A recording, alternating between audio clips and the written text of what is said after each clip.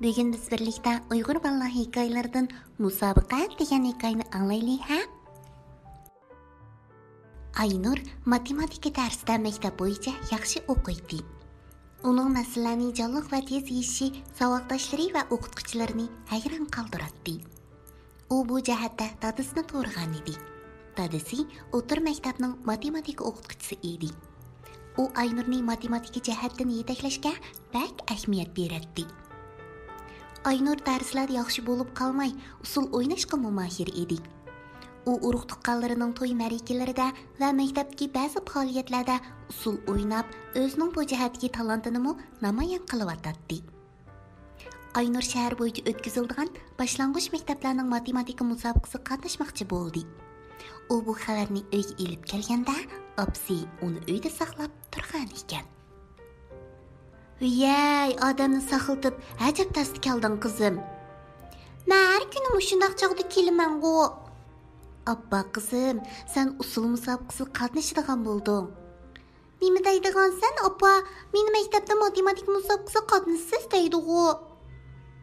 Uning vaqti qachonkan? Kelar shanba kuni tushdan burun. Voy, nima deydigansan? Usul musobaqasimi shu kuni edi. Bo'ldi balam, matematika musobaqasiga qatnashmag'in. Matematika musobaqasini kim ko'radi? Usul musobaqasini naq maydondan televizorda ko'rsatdi ekan. Shu chaqda uyga Aynurning dadasi kirib keldi. "Sizlar nimani talashyapsizlar?" "Nimani talashyaptiq? Maktabda uni matematika musobaqasiga qatnashsan debdimish. Men uni shaharlik madaniyat idorasiga deb usul musobaqasiga qatnashni aron hal qilgan tursam." Ular xeyli uzun talashgandan keyin oxir opsi o'tib chiqdi. Dadasi Aynurning opsiga to'la gap qilib, gapini oqizolmag'achqa, uning deginiga ma'qul bo'ldi. Aynurning matematikada talanti bo'lsa-mu, u o'zi usulga bak qiziqadi.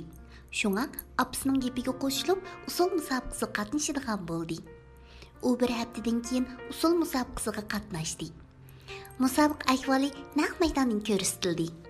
Aynur har qancha tirishchilik ko'rsatgan bo'lsa-mu, hech qanday natijaga erisha olmadi.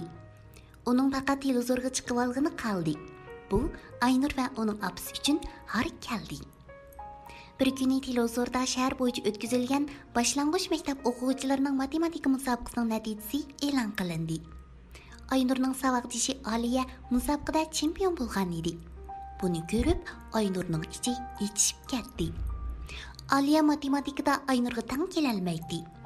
Aynur bahoni ko'rsatib qatnashmag'achqa, uning o'rniga savoddoshi Aliya qatnashgan edi. Do'stlar, agarda Aynurning opasi o'z gapida ching turib olmay, Aynurning orzusiga hurmat qilgan bo'lsa, matematika musobaqasida o'tib chiqadigani Aliya emas, balki Aynur bo'ladi, ha? Mening sizlarga bir ishni deb bergim kelyotdi. Ayni vaqtda meningmi nurg'un qiziqishim, orzularim bor edi. Ham buni izchil davomlashtirib keldim. Suyimli dadammi mening orzuyimga hurmat qilib, meni umidlantirib, qo'llab keldi. Men dadamning qo'llashi va o'zimning tirishchiligi natijasida o'zim yoqtirgan xizmatni qila oldim. Bu bir natija deb o'ylayman.